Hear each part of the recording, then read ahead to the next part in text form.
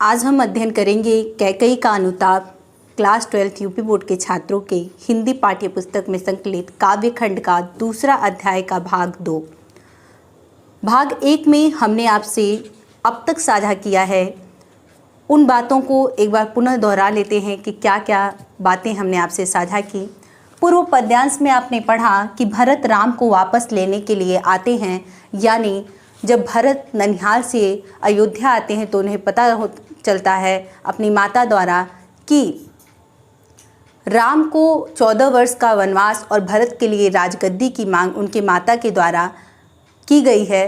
तो यह जैसे ही उन्हें ज्ञात होता है वह बहुत ही दुखी होते हैं और वह राम जी को वापस लौटा लाने के लिए चित्रकूट की जंगल में जाते हैं। तो ये आप पद्यांश पहले पढ़ चुके हैं। साथ ही हमने ये भी अध्ययन किया कि अपने पिता की आज्ञा का पालन करते हुए राम वनगमन हुए हैं, यानी वन को चले गए हैं। अब देखिए और हमने क्या अध्ययन किया था। हमने अध्ययन किया था कि वातावरण की निर्मलता एवं चांदनी की रात की सुंदरता का वर्णन। आपने पहले भाग में पढ़ा होगा तो देखा होगा कि वातावरण शांत है, करौंदी कुंज है, चांदनी रात है, सभा लगी हुई है, यह सब चीज़ें हमने पढ़ा था।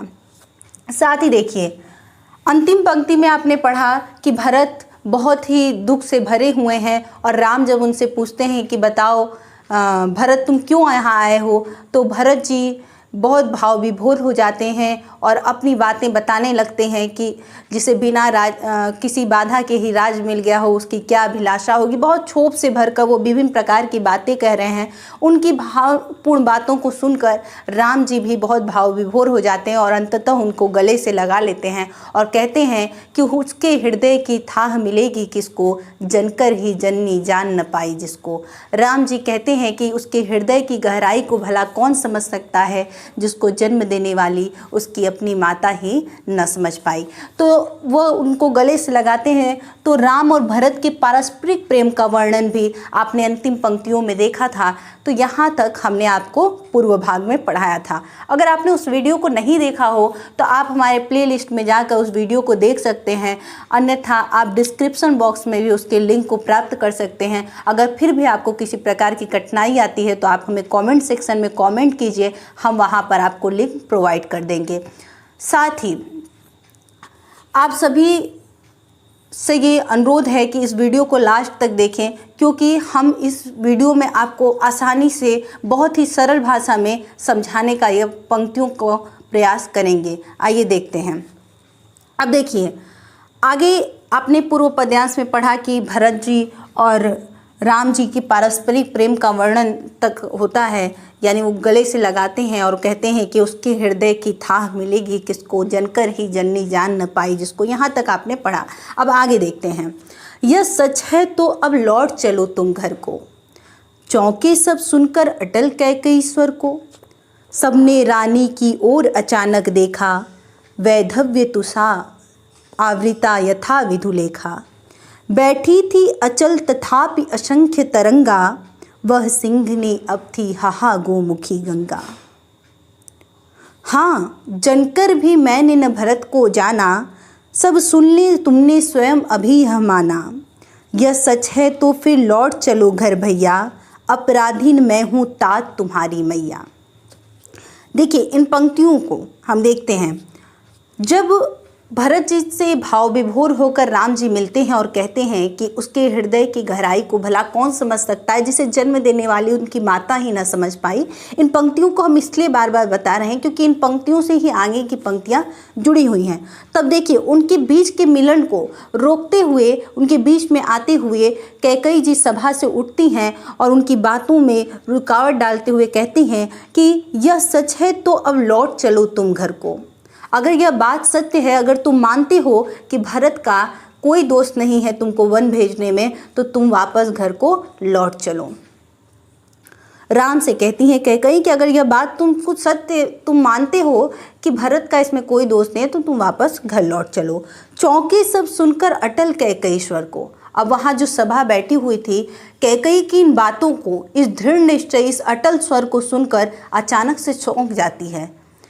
सबने रानी की ओर अचानक देखा। सभी रानी की ओर अचानक से देखने लगते हैं कि जो कैकई राम को वन भेजने के लिए इतनी ज़्यादा दृढ़ प्रतिज्ञ थी, उन्होंने अपने पूर्व वर मांगकर राजा दशरथ से राम को वर भेजा और इतनी अडिग थी अपनी बातों पर राम को वन भेज देने के लिए, वह आज अपना पश्चाताप कर रही हैं और कह रही हैं कि वापस तुम घर को लौट चलो।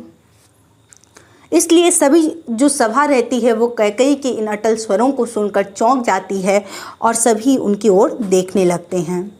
वैधव्य तुषार आवृता यथा विधुलेखा। विधुलेखा का अर्थ होता है चंद्रमा की किरणें। विधुलेखा का अर्थ होता है चंद्रमा की किरणें। तुषार आवृता, तुषार आवृता से तात्पर्य, देखिए हम इस पंक्तियों को आप स्क्रीनशॉट ले सकते थे।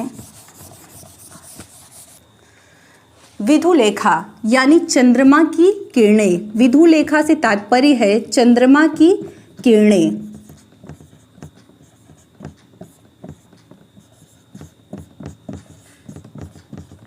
तुषार आवृता, तुषार यानी तुषार मतलब होता है ओश और आवृता मतलब होता है ढका हुआ। अब देखिए, वैधव्य तुषार आवृता यथा विधुलेखा। विधुलेखा यानी जो चंद्रमा की किरणें हैं वह जब तुषार आवृता ओस कणों से जब ढक जाती है, जब ओस उसको चारों तरफ से घेर लेती है चंद्रमा की किरणों को, तो वह क्या हो जाती है, उसकी जो कांति होती है, जो उसकी चमक होती है, वह क्या हो जाती है, धीमी पड़ जाती है। उसी प्रकार से जो कैकई थी वह वैधव्य अर्थात विधवा के वेश में बहुत ही मलिन दिखाई दे रही थी, यानी कि उनकी सुंदरता क्या थी, कम हो गई थी। जिस प्रकार से विधुलेखा यानी यहाँ रूपक अलंकार के माध्यम से इन पंक्तियों को स्पष्ट किया जा रहा है। आप इन बातों को ध्यान रखेंगे कि यथा विधुलेखा जैसी चंद्रमा की किरणें तुषार आवृता ओस के ढक लेने के बाद क्या होती है, उस मलिन दिखाई देती है, उसकी चमक धीमी पड़ जाती है। ठीक उसी प्रकार से वैधव्य यानी कि विधवा के वेश में कैकई की जो मुख की चमक थी वह क्या हो गई थी, मलिन पड़ गई थी। बैठी थी अचल तथापि असंख्य तरंगा। जिस प्रकार से समुद्र में असंख्य तरंगा यानी असंख्य अनगिनत तरंगा मतलब लहरें उत्पन्न होती हैं, उसी प्रकार से उस समय कैकई के मन में अनेकों प्रकार की भावनाओं की तरंगे उत्पन्न हो रही थीं। बैठी थी अचल तथापि असंख्य तरंगा। अचल चूंकि वह क्या थी, सभा के बीच में अचल बैठी हुई थी, स्थिर बैठी हुई थी, चुपचाप बैठी हुई थी, परंतु फिर भी उनके हृदय में असंख्य तरंगे उत्पन्न हो रही थी। भावनाओं की तरंगे कैसी थी कि वो याद कर रही थी कि मैंने पूर्व वर मांगा राजा दशरथ से, मेरे कारण ही राजा दशरथ की मृत्यु हुई, मेरे कारण ही आज राम वन में है, मेरे कारण ही मेरी पुत्र वधू वन में है, मेरे कारण ही मेरे छोटा पुत्र लक्ष्मण भी वन में है, और मेरी गलतियों के कारण ही भरत ने मेरा परित्याग कर दिया है। विभिन्न प्रकार की तरंगे उनके मन में उत्पन्न हो रही थी। तो वही कवि कहता है कि बैठी थी अचल तथापि असंख्य तरंगा। चूंकि वो स्थिर बैठी हुई थी, अचल बैठी हुई थी सभा के मध्य में, परंतु फिर भी उनके हृदय में भावनाओं की असंख्य तरंगे उत्पन्न हो रही थी। वह सिंघनी अब थी हाहा गोमुखी गंगा। वह सिंघनी यानी कैकई के लिए ये बात संबोधित करते हुए कवि लिखता है कि वह सिंघनी जो कभी सिंघनी के समान दहाड़ती थी कैकई, जो कि स्थिर होकर दृढ़ निश्चयी होकर अपने वर मांगी थी, वह अब थी हाहा गोमुखी गंगा। गोमुखी गंगा यानी गंगा जहाँ से निकलती है उस स्थान को गोमुखी कहते हैं। और आप जानते होंगे कि जहाँ से गंगा गोमुख से निकलती है वो बहुत ही शांत होती है और सरल वेग से आगे बढ़ती है। उसी का वर्णन कवि ने किया है कि जो कैकई सिंघनी के समान दृढ़ निश्चयी थी, कभी दहाड़ की बातें करती थी, बहुत अटल होकर अपना निर्णय लेती थी या बातें कहती थी, वह क्या थी, अब गोमुखी गंगा यानी कि गंगा के समान बहुत सरल हो गई थी, गोमुख के गंगा के समान। और कहती हैं, हाँ जनकर भी मैंने न भरत को जाना।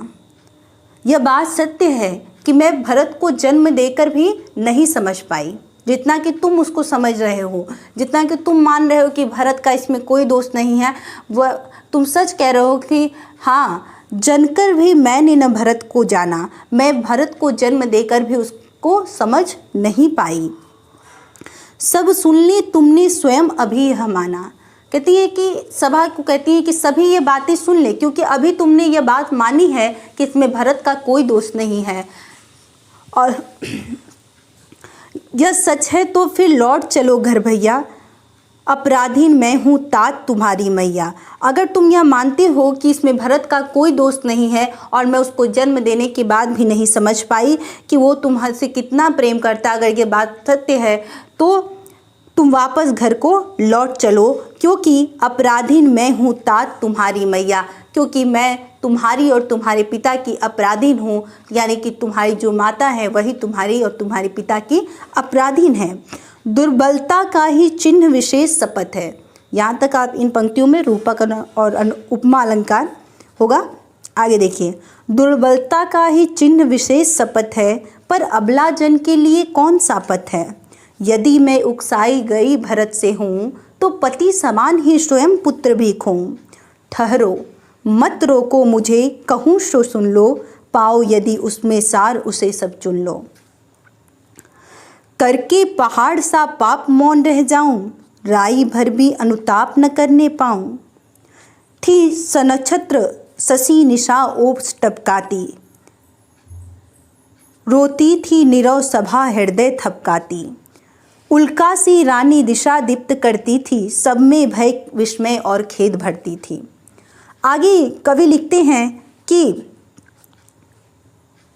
जो देखिए, कहते हैं कि अगर हमसे कोई छोटी सी भी त्रुटि होती है तो हम उसे कसम खाकर अपनी बात को सिद्ध करते हैं, कोई भी, ताकि सामने वाला सच स्वीकार कर ले। इसी वजह से हम क्या करते हैं, कस्में खाते हैं। दुर्बलता का ही चिन्ह विशेष शपथ है, पर मेरा मानना है कि कसम खाकर अपनी बात को सिद्ध करना यह क्या है, दुर्बलता का प्रतीक है, कमजोरी का प्रतीक है। पर अबला जन के लिए कौन सा पथ है, पर मुझ अबला के लिए और कोई रास्ता नहीं है कसम खाकर बात को सिद्ध करने के अलावा। यदि मैं उकसाई गई भरत से हूँ, तो पति समान ही स्वयं पुत्र भी खोऊं। वह कहती है कि हे राम, यदि भरत ने मुझे उकसाया हो इस कार्य के लिए, तो मैं पति के समान ही अपने पुत्र भरत को भी खो दूँ। सोचिए, यहाँ पर जो कैकई वो इतनी दुखी है कि वो इतनी दुखी हैं, भाव विभोर हैं कि वो भरत की कसम खा के कहती हैं कि यदि मैं उकसाई गई भरत से हूँ, कि हे राम, अगर कोई भी इस बात को सिद्ध कर दे कि मुझे भरत ने इस कार्य के लिए उकसाया है, तो मैं अपने पति को जिस तरह से मैंने खो दिया उसी प्रकार से मैं भरत को भी खो दूँ। यहाँ पर जो कवि हैं वो कैकई के पश्चाताप की उच्चता को दर्शा रहे हैं उन पंक्तियों के माध्यम से। ठहरो मत रोको मुझे, कहूँ सो सुन लो। वह कहती हैं कि ठहरो, आज कोई मुझे जो मैं बातें कह रही हूँ उसे कहने से कोई रोको मत, बल्कि मैं जो कुछ भी कह रही हूँ आज मुझे कह लेने दीजिए और आप सभी सुन लीजिए। पाओ यदि उसमें सार उसी सब चुन लो, और यदि आप उन बातों में कोई सत्यता ग्रहण करते हैं तो उसे आप क्या कीजिए, स्वीकार कर लीजिए। अगर मेरी बातों में आपको कोई सत्यता नजर आए तो उसे आप क्या कीजिए, स्वीकार कर लीजिए। करके पहाड़ सा पाप मौन रह जाऊं, राई भर भी अनुताप न करने पाऊं। वो कहती हैं कि मैं पहाड़ के समान मैंने पाप किया है और मैं कैसे चुप रह जाऊं और पश्चाताप भी न करूं।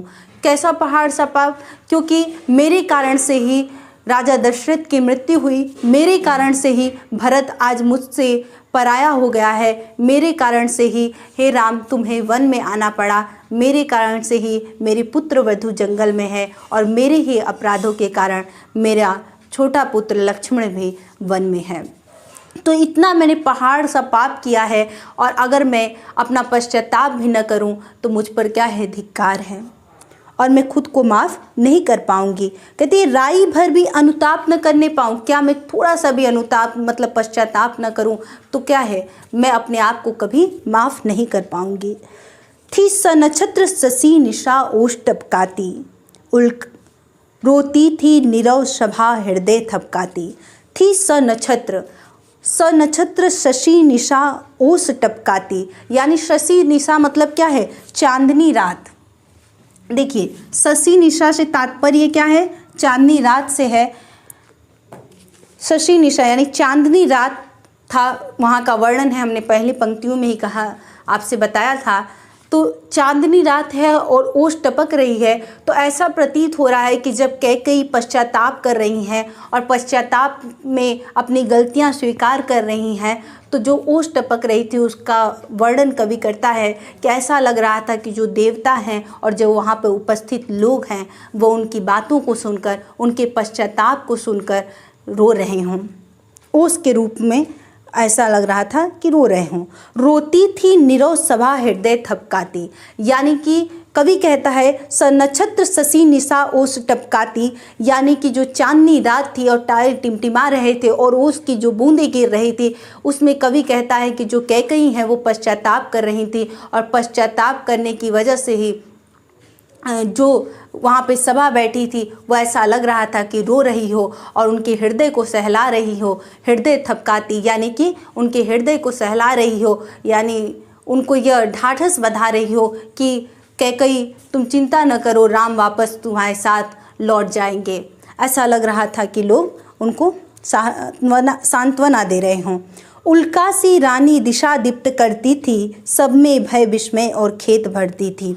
जो रानी थी वो जिस रानी ने उल्कापात करके अयोध्या के राज्य को तहस नहस कर दिया था, आज वही रानी पश्चाताप से वहाँ की दिशाओं को क्या कर रही थी, दीप्त कर रही थी, प्रकाशित कर रही थी अपने पश्चाताप के माध्यम से। सब में भय विस्मय और खेद भरती थी, साथ ही वहाँ उपस्थित सभी लोगों में भय और विस्मय यानी आश्चर्य भर रही थी, डर भर रही थी और सभी दुखी भी हो रहे थे। कहती हैं आगे, क्या कर सकती थी मरी मंथरा दासी, मेरा ही मन रह सका न निज विश्वासी। जल पंचरगत अब अरि अधीर अभागे, वे ज्वलित भाव थे स्वयं तुम्ही में जागे। पर था केवल क्या ज्वलित भाव ही मन में, क्या शेष बचा था कुछ न और इस मन में। कुछ मूल्य नहीं वात्सल्य मात्र क्या तेरा, पर आज अन्य सा हुआ वत्स भी मेरा।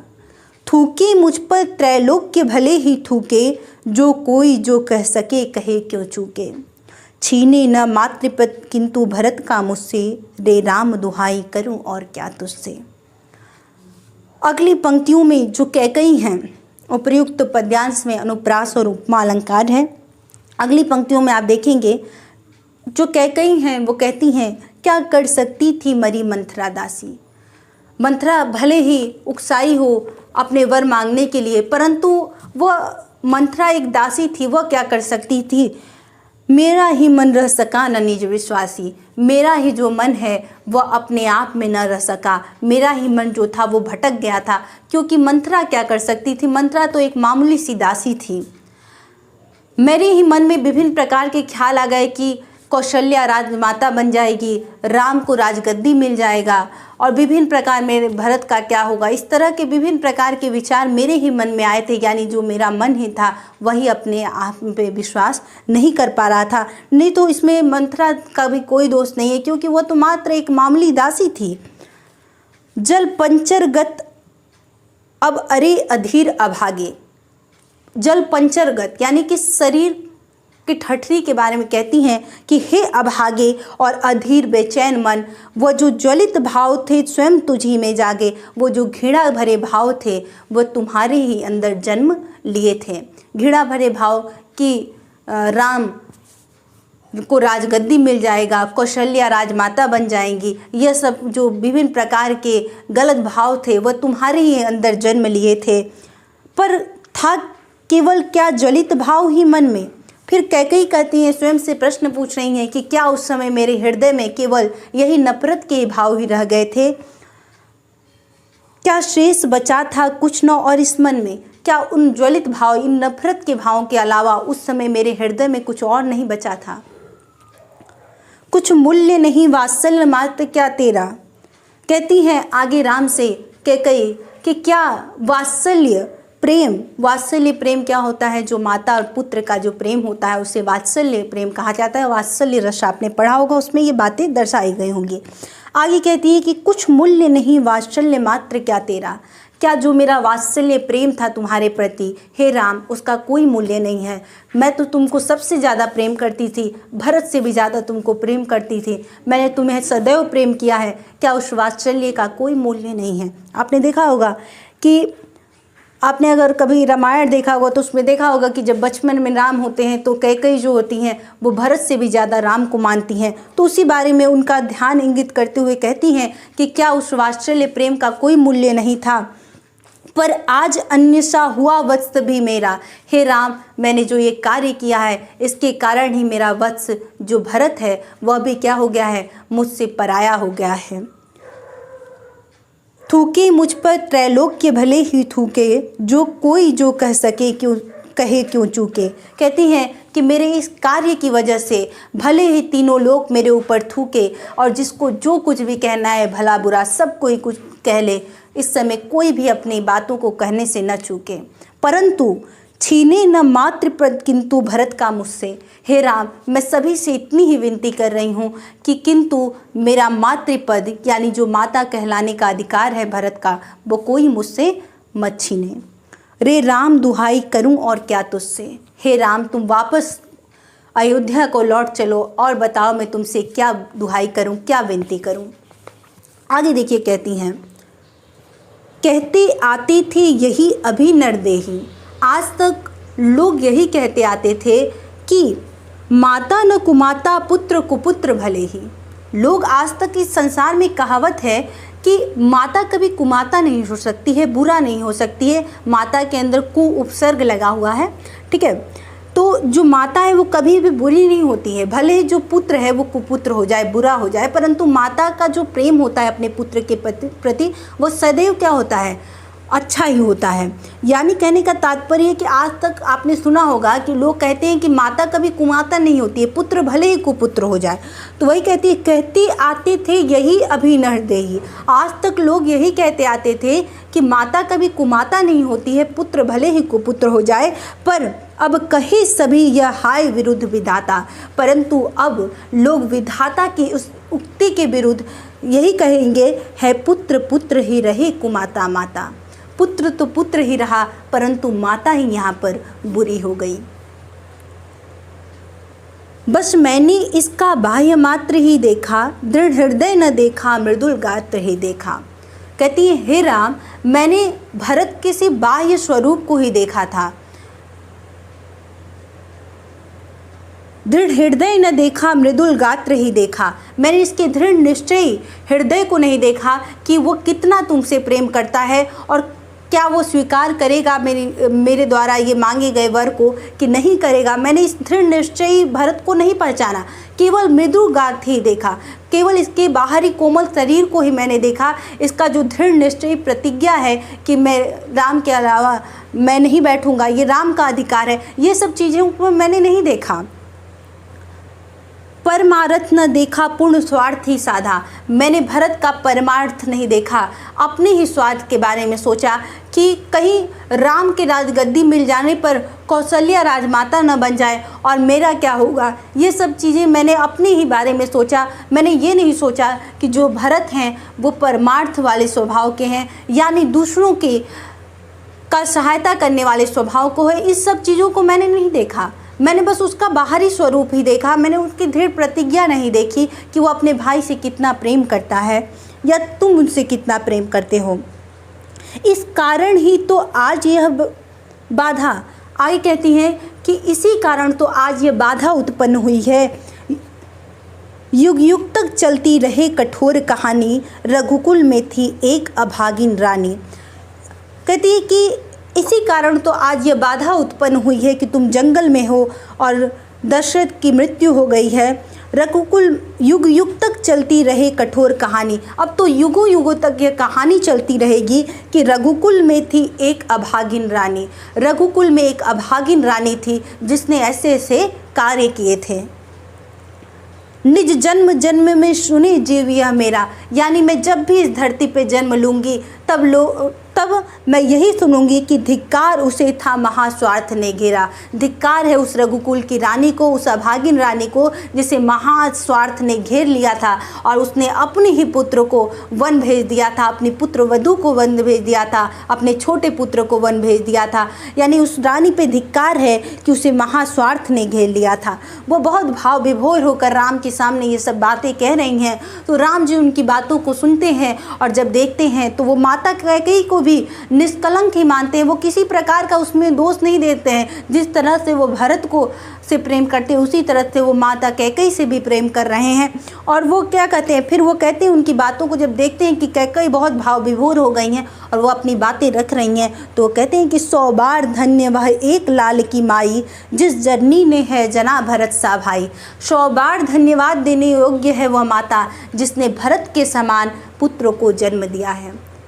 राम जी कहते हैं कि 100 बार ही वो धन्य है वो माता जिसने भरत के समान भाई को जन्म दिया है। वो भरत जो कि क्या है, धर्म की धुरी है धरती पर, धर्म और सत्यता की धुरी है। वह उस तरह के भरत भाई को जन्म दिया है। इतना प्रेम करने वाला मेरा भाई है, तो ऐसी माता जिसने जन्म दिया है वह धन्य है। 100 बार धन्य है वह एक लाल की माई, जिस जननी ने है जना भरत सा भाई, जिस जननी ने भरत के समान भाई को जन्म दिया है। राम जी की इन बातों को सुनकर पागल सी प्रभु के साथ सभा चिल्लाई। जो वहाँ पर उपस्थित सभा होती है वह स्वर में स्वर मिलाकर राम के फिर उनके ही आवाज़ में कहती है कि 100 बार धन्य वह एक लाल की माई। हाँ, 100 बार धन्यवाद देने योग्य वह माता है जिसने भरत के समान पुत्र को जन्म दिया है। आज के लिए इतना ही, फिर से हम आगे जुड़ेंगे आगे की व्याख्या को लेकर। तब तक के लिए धन्यवाद। जय हिंद महादेव।